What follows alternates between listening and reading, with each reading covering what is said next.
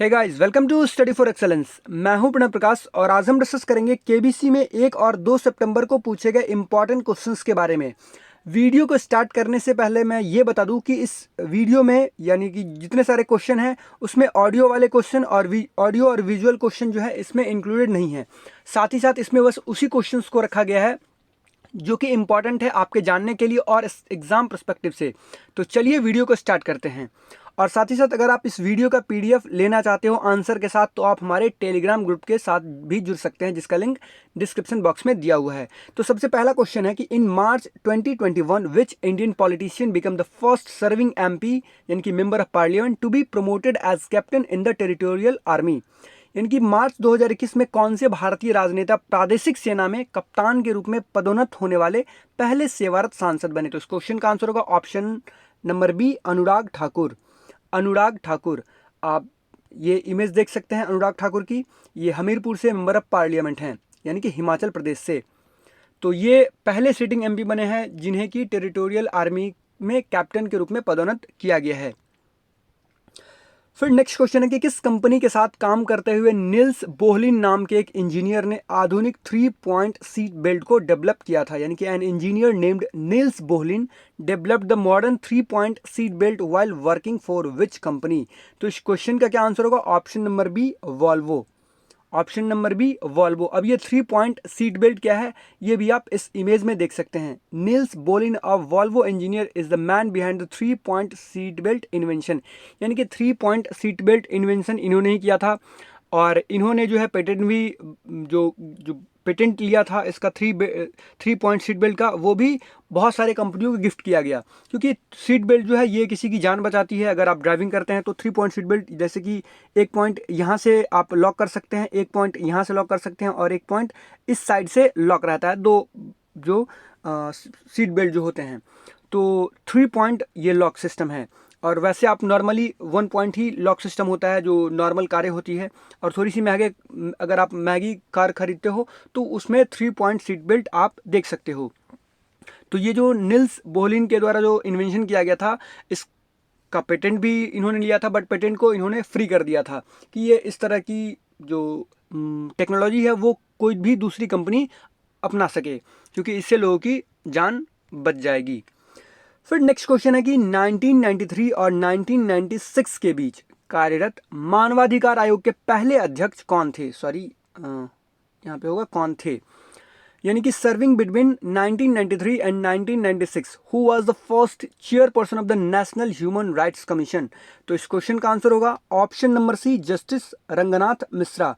Justice Ranganath Mishra, ये आप उनकी इमेज देख सकते हैं। और अभी जो प्रेजेंट टाइम में NHRC यानी कि नेशनल ह्यूमन राइट कमीशन के चेयरमैन कौन है? अब इससे एक फैक्ट भी है कि नेशनल ह्यूमन राइट्स कमीशन यानी कि NHRC के चेयरमैन कौन होते थे? तो retired chief justice of India होते थे। ये बात आप ध्यान में रखिएगा। यानी कि अभी कौन है? तो अभी हैं जस्टिस अरुण कुमार मिश्रा, बट ये चीफ जस्टिस ऑफ इंडिया नहीं थे। और इनसे पहले कौन थे? HL दत्तू। तो वो चीफ जस्टिस ऑफ इंडिया भी रह चुके हैं, बट ये पहले हैं। देखिए, human right national commission right commission में जो है एक अमेंडमेंट किया गया था 1993 आई थिंक, और उसमें ये अमेंडमेंट किया गया कि सुप्रीम कोर्ट के कोई फॉर्मर जज भी इसके चेयरपर्सन बन सकते हैं। तो लेटेस्ट चेयरपर्सन कौन है? अरुण कुमार मिश्रा, जस्टिस अरुण कुमार मिश्रा, जिनको कि आप इमेज में देख पा रहे होंगे। फिर नेक्स्ट क्वेश्चन है कि यदि आप हाइपोटेंशन से पीड़ित हैं तो आपके साथ इनमें से क्या हुआ है? तो इस तरह के क्वेश्चन भी पूछे जाते हैं, हाइपरटेंशन या फिर हाइपोटेंशन वाले। तो हाइपोटेंशन कहने का मतलब है लो ब्लड प्रेशर। उस व्यक्ति को, अगर किसी को हाइपोटेंशन है तो वो लो ब्लड प्रेशर से पीड़ित है, और अगर किसी को हाइपरटेंशन है तो वो हाई ब्लड प्रेशर से पीड़ित है। और हाई ब्लड प्रेशर में जैसे हार्ट अटैक होने की संभावना होती है, उसी तरह से लो ब्लड प्रेशर में ठंड में बच के रहना होता है, बहुत ज़्यादा पैरालाइज्ड होने की संभावना उसमें ज़्यादा होती है।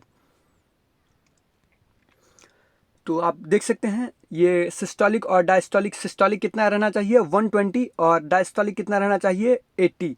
तो ये नॉर्मल रेंज है। अगर ये 5 ऊपर और 5 नीचे तो इसके लिए कोई बात नहीं, लेकिन अगर जैसे कि आप यहाँ पे देख रहे होंगे इमेज में 103/62, तो ये एक तरह से लो ब्लड प्रेशर के कैटेगरी में आ जाती है।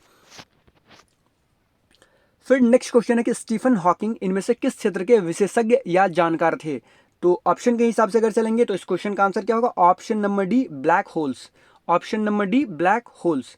आप यहाँ पे देख सकते हैं स्टीफन हॉकिंग, जिनका कि अभी कुछ एक साल पहले या 2 साल पहले इनका निधन हो गया।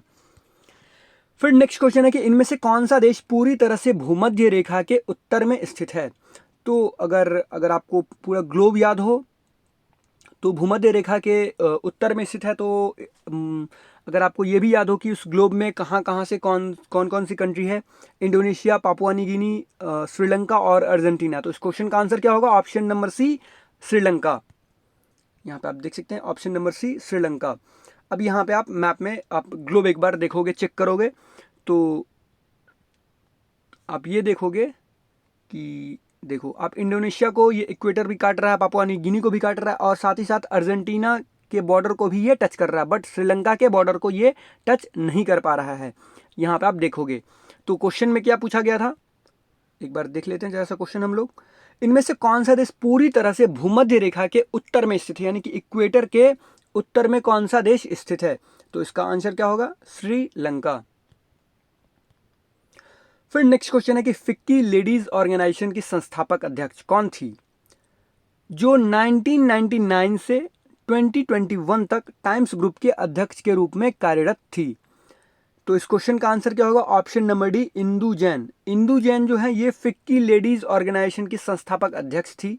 साथ ही साथ ये 1999 से 2021 तक टाइम्स ग्रुप के चेयरमैन के रूप में भी इन्होंने कार्यभार संभाला और इनका अभी हाल ही में निधन हो गया है, मई 2021 में ही। तो ये है इंदु जैन। फिर नेक्स्ट क्वेश्चन है कि 1952 में उपराष्ट्रपति बनने से पहले डॉक्टर सर्वपल्ली राधाकृष्णन किस देश में भारत के राजदूत थे। तो डॉक्टर सर्वपल्ली राधाकृष्णन जो है ये भारत के पहले उपराष्ट्रपति थे और दूसरे राष्ट्रपति, यानी कि 1962 के बाद जो है ये राष्ट्रपति बने भारत के। साथ साथ इन्हें भारत रत्न से भी सम्मानित किया गया था 1954 में, ये भी ध्यान रखिएगा। और तो ये यहाँ पे क्वेश्चन पूछा गया कि 1952 में उपराष्ट्रपति बनने से पहले डॉक्टर सर्वपल्ली राधाकृष्णन जो है ये यूएसएसआर, उस समय यूएसएसआर होता था, 1991 में यूएसएसआर टूट गया, बहुत सारे देश कजाकिस्तान हो या फिर यूक्रेन हो, बहुत सारे देश जो हैं वो अलग हो गए और फिर अब उसे हम उस कंट्री को क्या कहते हैं, रशिया। कजाकिस्तान, तजाकिस्तान, किर्गिस्तान ये सारे यूएसएसआर में आते थे। तो 1991 में यूएसएसआर का विघटन हो गया। तो इस क्वेश्चन का आंसर क्या होगा, यूएसएसआर, यानी कि यूएसएसआर के ये एम्बेसडर थे, इंडियन एम्बेसडर यूएसएसआर में। फिर नेक्स्ट क्वेश्चन है कि इनमें से कौन भारत की पहली महिला खनन इंजीनियर है। ये थोड़ा सा हार्ड क्वेश्चन भी है, बहुत लोगों को नहीं पता होगा और साथ ही साथ ये बहुत ही इंपॉर्टेंट क्वेश्चन भी है कि who among these is India's first women mining engineer. तो इस क्वेश्चन का आंसर क्या होगा, चंद्रानी प्रसाद वर्मा। चंद्रानी प्रसाद वर्मा, यहाँ पे आप देख सकते हैं first female mining engineer, received CSIR JRF fellowship in 2003 and first ladies award in 2018। Chandrani Prasad Verma mining engineer. फिर नेक्स्ट क्वेश्चन है कि मानव शरीर में सबसे लंबी हड्डी कहाँ मौजूद होती है। बहुत ही आसान सा क्वेश्चन, इस क्वेश्चन का आंसर क्या होगा, ऑप्शन नंबर ए थाई, यानी कि जांग में। और वो हड्डी, उस हड्डी को हम किस नाम से जानते हैं, फीमर। यहाँ पे आप इमेज में भी देख सकते हैं, इसका आंसर क्या होगा, ऑप्शन नंबर थाई। और ये फीमर जो है, जो मैं ब्लू रंग से कलर कर रहा हूँ, ये फीमर सबसे लंबी हड्डी होती है। और सबसे छोटी हड्डी कहाँ पे होती है, ईयर पे, कान में, कान की हड्डी। फिर नेक्स्ट क्वेश्चन है कि इस्लाम के सबसे पवित्र स्थलों में से एक अल अक्सा मस्जिद कहाँ स्थित है। ये बहुत ही ज़्यादा चर्चा में रहा था 2021 में, जब अभी आपको पता होगा कि इजराइल के जो प्राइम मिनिस्टर कौन है, नफ्ताली बेनेट। अच्छा, इनसे पहले नफ्ताली बेनेट से पहले कौन थे इजराइल के प्राइम मिनिस्टर, जिनके समय में अल अक्सा मस्जिद जो है बहुत ही गाजा स्ट्रिप से हो या फिर अल अक्सा मस्जिद से ही वो विवाद शुरू हुआ था और बहुत सारे रॉकेट भी दागे गए। तो आप मुझे ये कमेंट बॉक्स में कमेंट करके ये बताइएगा कि अभी नफ्ताली बेनेट हैं कहाँ के प्राइम मिनिस्टर, इजराइल के, तो उनसे पहले कौन थे। तो ये अल अक्सा मस्जिद जो है ये कहाँ स्थित है, ये one of the holiest site माना जाता है इस्लाम में। अगर रैंकिंग के हिसाब से अगर किसी को रैंक किया जाए तो ये 3rd होलीस्ट साइट माना जाता है। कब, सबसे पहला कौन सा है, मक्का, उसके बाद है मदीना और उसके बाद है अल अक्सा मस्क, जो कि कहाँ पे है, यरूशलेम में। इस क्वेश्चन का आंसर क्या होगा, ऑप्शन नंबर बी, यरूशलेम। और चौथा जो होलीस्ट साइट है ये है आई थिंक सीरिया में। तो यहाँ पे आप जो इमेज में देख रहे हैं यही है अल अक्सा मस्क।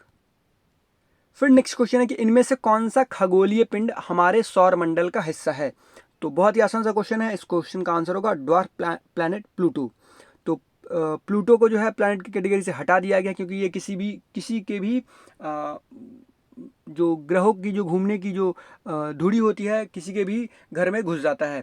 और बहुत सारे कारण हैं, बहुत ही छोटा सा ये है और बहुत ही दूरी पे भी है ये प्लूटो ड्वार्फ प्लैनेट। तो इसीलिए इसे प्लैनेट की श्रेणी से हटा दिया गया था, बट ये हमारे सोलर सिस्टम का पार्ट है प्लूटो। तो यहाँ पे आप देख सकते हैं ये सन है।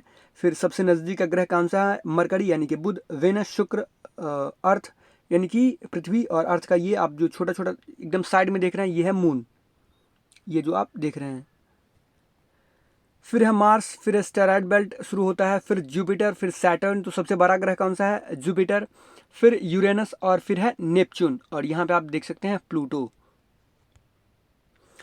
फिर नेक्स्ट क्वेश्चन है कि इनमें से क्या राजस्थान में स्थित किसी शहर का उपनाम नहीं है, यानी कि which of the sobriquets does not refer to a city located in Rajasthan. तो ब्लू सिटी जो है ये कहाँ पे लोकेटेड है, ये भी राजस्थान में लोकेटेड है। फिर गोल्डन सिटी ये भी राजस्थान में लोकेटेड है और पिंक सिटी भी राजस्थान में लोकेटेड है। पिंक सिटी को क्या कहते हैं, पिंक सिटी किस सिटी को कहा जाता है, जयपुर। गोल्डन सिटी जैसलमेर को कहा जाता है और ब्लू सिटी जोधपुर को कहा जाता है। तो ऑरेंज सिटी इसका आंसर होगा। तो ऑरेंज सिटी जो है ये कहाँ पे सिचुएटेड है, नागपुर में। और नागपुर में जो बहुत सारा ऑरेंज मिलता है यानी कि संतरा, तो इसीलिए इसे ऑरेंज सिटी भी कहा जाता है और ये कहाँ पे है, महाराष्ट्र में है। फिर नेक्स्ट क्वेश्चन है कि who appoints the chief election commissioner of India, यानी कि भारत के मुख्य चुनाव आयुक्त की नियुक्ति कौन करते हैं। एक तो होता है चीफ इलेक्शन कमिश्नर और दो होते हैं इलेक्शन कमिश्नर। आप सोच रहे होंगे कि एक दिन में इतने सारे क्वेश्चन, इंपॉर्टेंट क्वेश्चन कैसे पूछ लिया गया। तो ये एक दिन का क्वेश्चन नहीं है, आपने थंबनेल भी देखा होगा 1 और 2 सितंबर। तो अगर एक दिन के क्वेश्चन को रखेंगे तो मुश्किल से 5 क्वेश्चन ही कुछ इंपॉर्टेंट होते हैं जो कि हमारे जानने के लिए इंपॉर्टेंट होते हैं, हमारे एग्जाम के लिए इंपॉर्टेंट होते हैं। तो इस क्वेश्चन का आंसर क्या होगा, option number A president of India. President of India के द्वारा चीफ इलेक्शन कमिश्नर को अपॉइंट किया जाता है। तो अभी हमारे प्रेजेंट टाइम में जो चीफ इलेक्शन कमिश्नर कौन है, सुशील चंद्रा। और chief election commissioner of India की जो टर्म लेंथ होती है यानी कि टेन्योर जो होता है वो क्या होता है, 6 साल या फिर 65 वर्ष। मान लीजिए इनकी एज जो है वो 59 है, तो ये रिटायर कब होंगे, 65 वर्ष में। 6 साल इनकी 6 साल में ये रिटायर होंगे। या फिर अगर ये 55 में ही बन जाते हैं चीफ इलेक्शन कमिश्नर, अगर मान लेते हैं कोई व्यक्ति 55 में ही बन गया तो 61 में जाके वो रिटायर कर जाएगा, ये ध्यान रखिएगा। और अगर 62 में चीफ इलेक्शन कमिश्नर बने हैं तो ये 65 वर्ष में जाके यानी कि 3 साल ये अपना टेन्योर पूरा करेंगे और साथ साथ ये रिटायर हो जाएंगे, जो भी पहले हो जाएगा। फिर नेक्स्ट क्वेश्चन है कि किस खेल में बेहतरीन प्रदर्शन के लिए लवलीना बोरगोहेन को 2020 में अर्जुन पुरस्कार से सम्मानित किया गया है। तो अभी हाल ही में लवलीना बोरगोहेन को 2020 में अर्जुन अवार्ड दिया गया था और ये किस खेल में बेहतरीन प्रदर्शन के लिए दिया गया, बॉक्सिंग में। ये आप इमेज में इनको देख सकते हैं, लवलीना बोरगोहेन को। तो सबसे बड़ा जो खेल रत्न अवार्ड जो है, जो सबसे हाईएस्ट स्पोर्ट्स अवार्ड जो है वो कौन सा है, राजीव गांधी खेल रत्न अवार्ड। सॉरी, है नहीं था, अब इसका नाम चेंज करके क्या कर दिया गया, मेजर ध्यानचंद खेल रत्न अवार्ड। और इसके लिए भी जो कैंपेन होता है तो मोदी जी के फोटो के साथ यहाँ पे थैंक यू मोदी जी लिखा हुआ है। चलिए खैर कोई बात नहीं, अब आगे बढ़ते हैं। फिर नेक्स्ट क्वेश्चन है कि in July 2021 who became only the second Indian born women to fly to space. जुलाई 2021 में अंतरिक्ष में उड़ान भरने वाली भारत में जन्मी दूसरी महिला कौन बनी। यहाँ पे ध्यान देने वाली बात है, ये इस क्वेश्चन को अगर यहाँ पे तीसरी महिला भी हो सकती थी, यानी कि भारतीय मूल की तीसरी महिला कौन बनी। तो भारतीय मूल की तीसरी महिला कौन बनी, इसका भी आंसर क्या होगा, सिरिसा बंदला। तो पहली महिला कौन थी भाई, कल्पना चावला, सुनीता विलियम्स और तीसरी सिरिसा बंदला। बट यहाँ पे क्वेश्चन दिया गया है कि भारत में जन्मी दूसरी महिला कौन बनी। तो पहली जन्मी कौन महिला थी, कल्पना चावला, यानी कि उनका जन्म भारत में ही हुआ था, कल्पना चावला। और ये दूसरी बनी है सिरिसा बंदला, जिनको कि आप इस इमेज में देख सकते हैं। फिर नेक्स्ट क्वेश्चन है कि स्वतंत्र भारत के पहले उद्योग एवं आपूर्ति विभाग के कैबिनेट मंत्री कौन बने। तो इस क्वेश्चन का आंसर होगा option number B, Shyama Prasad Mukherjee. Shyama Prasad Mukherjee, जिन्होंने जनसंघ की स्थापना की थी। सो आई होप आपको ये वीडियो अच्छा लगा हो, और अगर आपको ये वीडियो अच्छा लगा हो तो प्लीज़ वीडियो को लाइक कीजिएगा, वीडियो को शेयर कीजिएगा और हमारे चैनल स्टडी फॉर एक्सेलेंस को सब्सक्राइब कीजिएगा, जिससे आपको मेरी आने वाली वीडियो मिलती रहे। और अगर आपने पूरा वीडियो देखा होगा, वैसे मुझे पता है कि बहुत लोग पूरा वीडियो नहीं देखते हैं, बहुत क्या 90% लोग पूरा वीडियो नहीं देखते हैं, बट जिन्होंने पूरा वीडियो, अगर किसी ने भी एक ने भी देखा होगा तो ये वीडियो बहुत ही इन्फॉर्मेटिव उन्हें लगा होगा। और साथ ही साथ यहाँ पे केबीसी के क्वेश्चन को ही नहीं, अगर वो किसी भी एग्ज़ाम की प्रिपरेशन कर रहे होंगे तो उनका जो है इस वीडियो को देखने के बाद बहुत ही ज़्यादा हेल्प होने वाला है। So thanks for watching.